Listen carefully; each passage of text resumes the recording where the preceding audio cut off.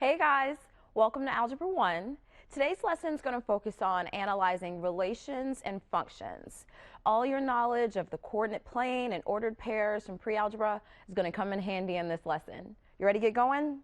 Let's start. Okay. So one of the questions that you're asked a lot when you're working with relations and functions is you're asked to find the domain and the range.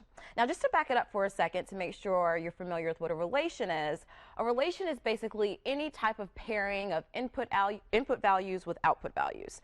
Now, that could be represented like we see here in the scatter plot, or in a table of values, or in a graph of a line, a list of ordered pairs. It's just any form of representation of input values paired with output values. So in an example like this, when you're asked to find the domain and range of this relation, what you want to begin by doing is to find out exactly what the ordered pair is for each of these points on my graph. Okay? So let's get that first. So if I started with this point furthest to the left, this is negative 1, 2, 3, 4, 2.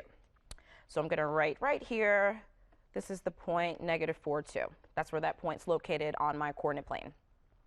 And right here, looks like I'm at negative 1, 1, 2, 3, 4.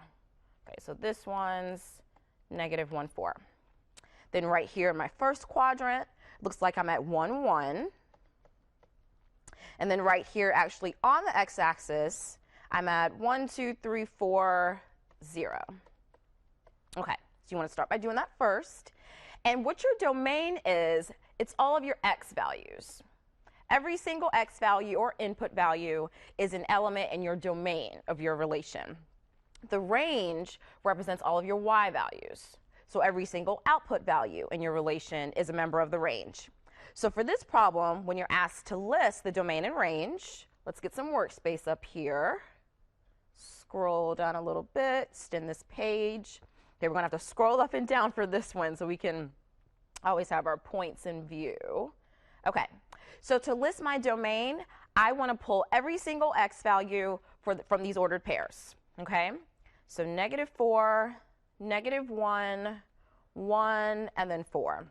And I'll actually write it right here just so you can see it as well as see the ordered pairs. And we typically like to put it in a brace. So we'll say negative 4, negative 1, 1, and 4. Those are the elements in the domain of my relation. Those are all of my x values or all of my input values. I could also say it like that. Okay? Now the range, like we said, that's all of our y values. So let's list those over here. Okay? So all of my y values, I'd have 2, 4, 1, and then 0. And those are all of the elements of the range of this relation, okay? And it's just as easy as that. You're done right there. The domain, all your x values. The range, all your y values, okay? All right, let's try another one. Okay, so we have another scatter plot here, another relation, and you're asked again to find the domain and the range. Okay, so remember we said the domain represented, good. That's all of your x values. And the range, all of your y values. You'll hear me bounce back and forth, and sometimes I'll say x and y values. Sometimes I'll say input and output values. Just remember, I'm talking about the same thing when I use those vocabulary words, okay? So remember, just to get the domain and range for this relation, we want to start by figuring out exactly where each of these points are located on our coordinate plane. So let's see right over here. It doesn't matter where you start, but I typically like to start furthest to the left. Okay, the location of this point, negative 3, positive 3. Okay, so I'll just write that right here beside the point. And then for this one, I'm at 1, 3. I'll write that right there. Okay, now for this point, I'm at 1, 2, 3, 1, 2. Okay, so 3, 2. And then for our last point up here, we're at 1, 2, 3, 4, 5, 1, 2, 3, 4. Okay, so we're at 5, 4.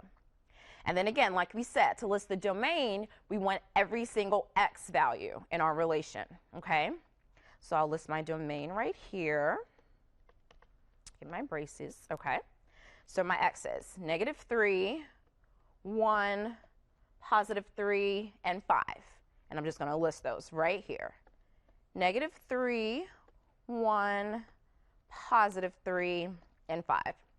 And those are the elements of the domain of this relation, okay? All right, now to get the range, like we said, that's all of our y values. So let's list those. We've got +3, another +3, 2, and then 4. And those are all of the elements of the range of this relation, okay? So again, just simple as that. Domain's all the x's, the range is all the y's, okay? Okay, I think it's time for you to try one. So go ahead and press pause, take some time, and work your way through this problem. And when you're ready to compare your work against mine, press play, and we'll go over it. Okay, let's see how you did. Okay, so hopefully you made a little note, or maybe you had it in your mind, that the domain was the x's and the range was the y's, right? So let's get what the location of all of these points are so we can figure out what the domain is and what the range is. So if I start furthest to the left, -1, -2, -3, -4, +2 for this point. Here I'm at -2, +1. Here I'm at +1, +3. And here I'm at +2, -1. Okay. And I may run out of room on this one, so let me scroll a little bit. Okay. So my domain is all of my x values, right? So -4, -2, 1, and then 2. And let's list that right here. Okay, so our domain, -4, -2, +1, +2, okay?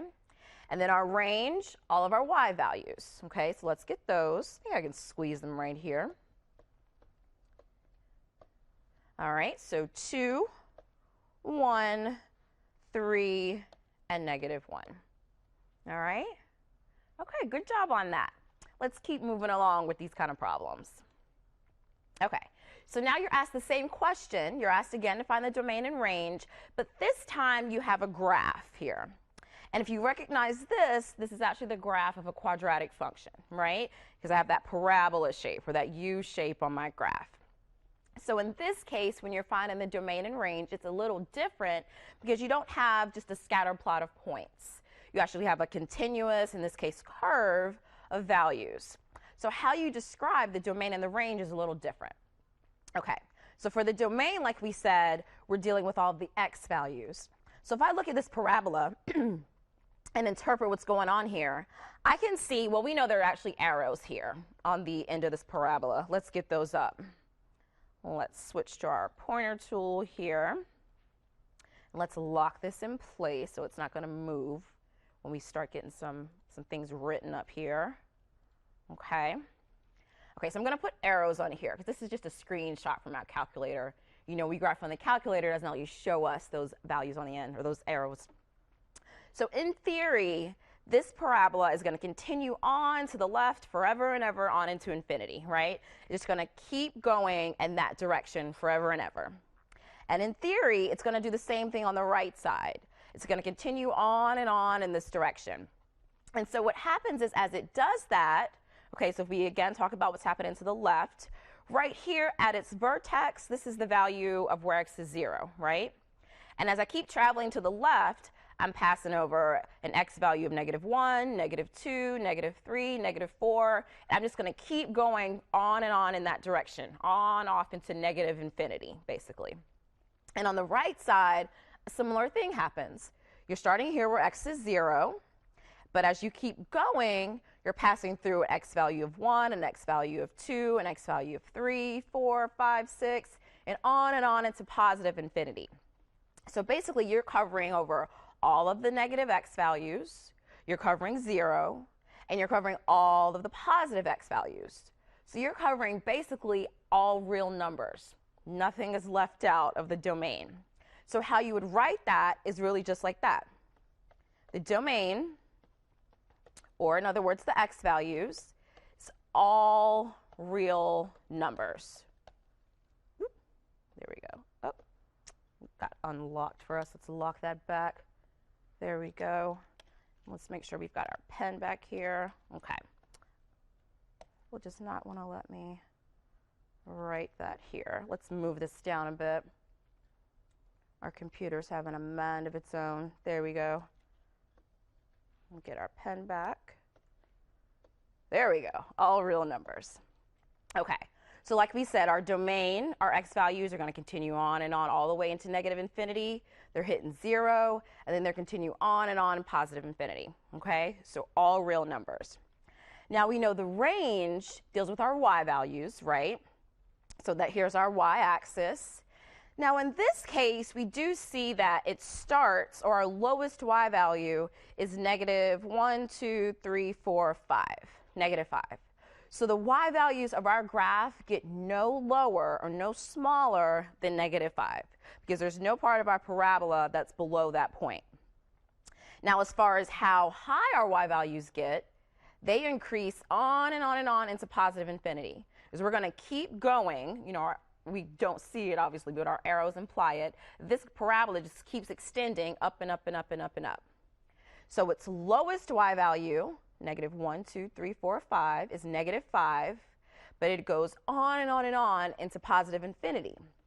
So how we would describe that, this time we'll scroll down a bit so our graph doesn't slide all over the place. Okay.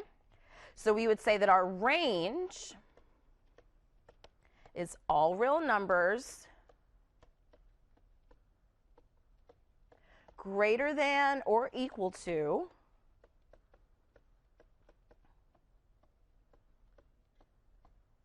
negative 5.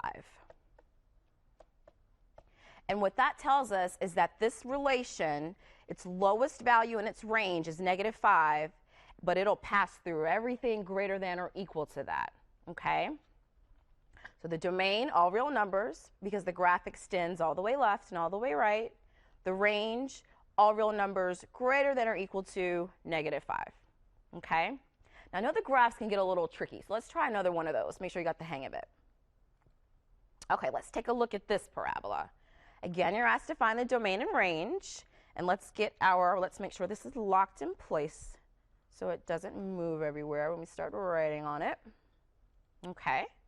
Now let's get those arrows on there just to make sure you remember that this graph is going to extend on and on and on. Because again, like I said, this is just a snapshot, a screenshot from our calculator. Then our calculator doesn't ever show us those arrows on the end. Okay, so the domain, we know that's dealing with all the x values, right? So we want to look at how our graph is passing through or passing along that x-axis. And it looks like, okay, we start here, we start at our vertex just to start investigating. And it's going to keep going all the way into negative infinity on the left side, right? And on the right, it keeps going on and on and on into positive infinity, right? Because you're going to keep passing through all those positive x values. So again, on this one, our domain is all real numbers, right? Because there are no left and right boundaries on this graph. So let's get that written down here. Our domain, all real numbers. All right, now we know our range deals with the y values, right? And this is the graph of a parabola, but it's reflected. It's upside down, like an upside down U. So in this case, we can look at the highest point on our parabola. And as far as the y-axis goes, the highest point is where y equals 0, because our parabola gets no higher than that point. And then it keeps extending down into negative infinity as far as the y-axis is concerned. Because we start at 0, and then we're at y is negative 1, negative 2, negative 3, negative 4, and it's just going to continue on and on and on into negative infinity. So as far as our range is concerned, we could say if the highest value of our range is 0, and then it gets lower from there, then we'll say that our range is all real numbers less than, a little space here, or equal to 0. Because as far as our y values go, the highest y value on our graph is 0, and then it just keeps getting smaller and smaller and smaller from there. Okay? So the domain, all real numbers. The range, all real numbers less than or equal to 0. Okay? Okay, let's keep going with these. Here's one for you to try. So press pause, take a few minutes, and really investigate what's going on here on this graph. And see if you can figure out what the domain is and what the range is. Press play when you're ready to compare your answer with mine. Okay, let's see how you did here. So the domain, okay, let's get my arrows up here first and make sure this is locked in place so it doesn't move around. Let me start writing. Okay, let's get our arrows. There we go. Okay, so for the domain, it looks like our x values continue on and on and on into negative infinity. There are no boundaries on the left side, and it continues on and on and on into positive infinity. There are no boundaries on the right. So we'll say that our domain, all real numbers. Okay, now let's look at that range. From the pattern is shown that that's where it gets a little interesting for us. Okay, so we have a parabola. Let's turn right side up. It looks like its lowest value on the y-axis is 3, and then it continues up and up and up and up from 3.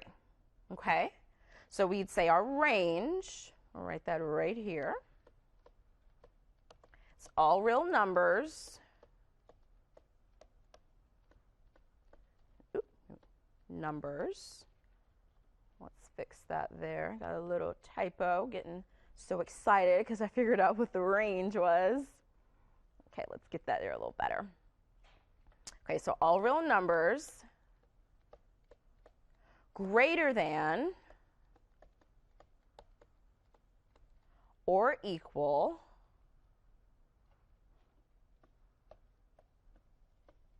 to 3. There we go. So our domain was all real numbers. So we continued on and on and on into positive and negative infinity, and 0 as well for our x values.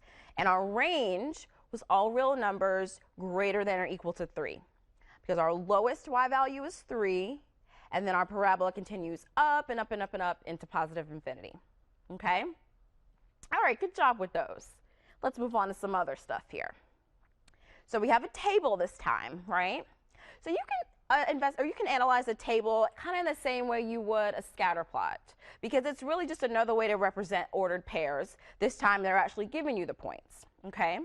So when asked to find the domain and the range, they've taken out one step and that the points are already there for you, but you're still just wanting to find out what are all my x values and what are my y values. So in this case, it's really quick to get to that answer. My domain is everything in my x column right here. So I'd say it's -3, -1, 4, and then 6. And there you go. I've got everything in my domain. And my range, everything in my y column here, right?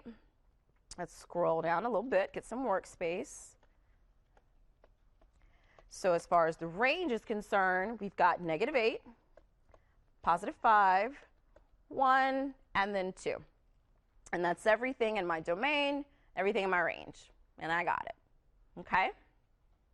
Okay, let's keep moving. Now here's one for you to try, because I think you probably picked up on how to figure out the domain and range in the table probably pretty quickly. So press pause and take a second and go ahead and list the domain and range of this relation. When you're ready to check your answer, press play. Okay, let's see what you got. So my domain, I know that's all my x values, right? Let me scroll a little bit so I have some room to write the answer. So in this case, my domain, 6, 4, 1, and -9. And my range, all my y values, right? So let's get everything in the y column. We've got 2, -7, 3, and then 5. And then we've got everything in our range. All right? Good job on that one. Okay, now it's time to talk about when is a relation a function? Okay, so we discussed that a relation is basically just a pairing of input values and output values, right? Or a pairing of values in our domain to values in our range. Now, a function is a relation in which every member or every element in your domain is only paired to one element in the range, okay? Now, let me show you what I mean by that. This is a graphic representation of a relation. But it's basically showing you, for example, the first set of numbers. When your input value is 5, your output value is 3. Or when x is 5, y is 3. That's basically what this is saying here. So to really show you what I mean, I'm going to represent this as a list of ordered pairs. Okay? So let me get some workspace here. All right, so I'm going to list 5, 3 as an ordered pair. Negative 8, 6, 4, 7. Now you see how there's 2 arrows coming out of the 4? 4 is paired to 7, but 4 is also paired to negative 9, okay? Make a note of that. That is signaling something very important here. And then also 1's paired to negative 9. Okay, well, let's put that in braces. Okay. So in this relation, like we said, 4 was paired to 7 and 4 was also paired to negative 9. So in this case, I would say that this relation is not a function because I have a member of my domain that is paired to 2 members of the range. That 4 is paired with 7 and the 4 is paired to negative 9. So I'd say this relation is not a function because of that reason. And a function, each member of the domain is only paired to one member of the range.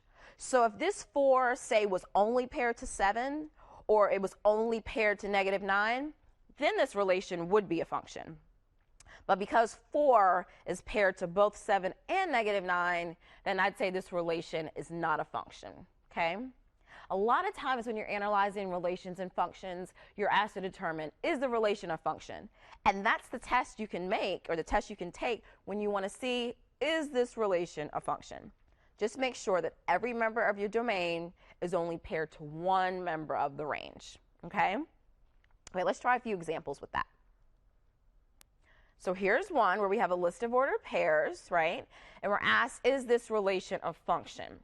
So you really just zone in and look at those x values and make sure that each of them is only paired to one member of the range. Okay, so here my first ordered pair, I see negative 3 is paired to 8. Okay, 5 is paired to 1, 4 is paired to 0. So every member of the domain was only paired to one member of the range. So in this case, I'd say yes. Okay? And you're done. It's as easy as that. It's just a test to make sure, just is every member of the domain only paired to one member of the range, okay? All right, let's try another one. So this time we have a table of values, and you're asked the same question, is the relation a function? So you start analyzing here, okay? 2's paired to 0, 3's paired to negative 4, 7's paired to 5, but then 3's also paired to 1. So because that member of the domain is paired to 2 members of the range, I'd say no. This relation is not a function. Another way that you'll see people say this is they'll say, well, I had an x that repeated. And that's a way you could also think about this. Because if each member of my domain's only paired to one member of the range, then I shouldn't have a member of my domain show up more than one time in that list, right? Okay, let's keep going here. So here we go. Here's one for you to try. So press pause, take a few minutes, and go ahead and analyze and interpret this relation here. And see, is it a function or is it not a function? When you're ready to compare answers with me, press play. All right, let's see how this one played out for you. So we see, all right, 9's paired to negative 1, 4 is paired to 7, 2's paired to 0, but then that 9 showed up again. It's paired to negative 3. So in this case, I'd say no, because I had a member of my domain, in this case it was 9, that was paired to 2 members of the range. So this relation is not a function. Okay? All right, good job on that. Now we're back to the coordinate plane. Now when you're on the coordinate plane and you want to determine if a relation's a function, there's a test you can apply called the vertical line test. And this is what that means. It's easiest for me to show you what I mean. When I'm applying the vertical line test, there should be no point on my graph where my vertical line will pass through more than 1 point. This is what I mean. If I drew a vertical line here, I'm just going to change the color, but I think we're good. See, I only pass through that 1 point. I'm good to go so far. But if I draw a vertical line here, you notice, made it straight as I could. It's freehand, so it's a little shaky. But you notice that that vertical line passes through more than 1 point in this relation. So because of this, this fails the vertical line test. So I'd say, is this relation a function? No. Fails the vertical line test. Because in order to pass the vertical line test, there should be no place on your graph where a vertical line will hit more than 1 point, okay? If it does, then the relation failed the vertical line test and it is not a function, okay? Okay, let's try another one like that. Got another scatter plot here, and we want to apply the vertical line test to see, is this relation a function? Okay, so let's see. Let's start drawing some vertical lines. Okay, we're good right there. We're good right there. We only passed through 1 point, my shaky vertical line. Okay, we're good right there. And we're good here too. So is this relation a function? Yes, it is. Because it passes the vertical line test. There is no place on this graph where I can draw a vertical line and pass through more than 1 point in this relation. Okay? Okay, let's keep going. Here's one for you to try. So press pause, take a minute, and work your way through this problem. Apply that vertical line test and see, is this relation a function? When you're ready to check your answer, press play. Okay, let's see if this one passed the vertical line test. So let's see here. I'm good right there. I'm good here. I'm good here. And I'm good here. So yes, this relation is a function because it passes the vertical line test. Okay, so we're good to go there. Let's try this one. So is this relation a function? Let's lock this graph in place. You're going to apply the exact same test. Oh, we're already locked. We're good to go. You're going to apply the vertical line test and see, is there any place on this parabola where when I draw a vertical line, I pass through more than 1 point? That's what you're testing for. And you probably could tell just by kind of mentally drawing the vertical line that there's not. This passes the vertical line test. Any vertical line will only hit my parabola at 1 point, okay? Like that vertical line only hit the parabola there. This one only hit it there. So I'd say yes, passes the vertical line test. So this relation is a function, okay? All right, let's keep going. Is this relation a function? Now you could probably tell immediately here, because this relation is a vertical line, that if I draw, and let's lock that vertical line in place, if I draw another vertical line, I'm going to trace over every single point on this vertical line, right?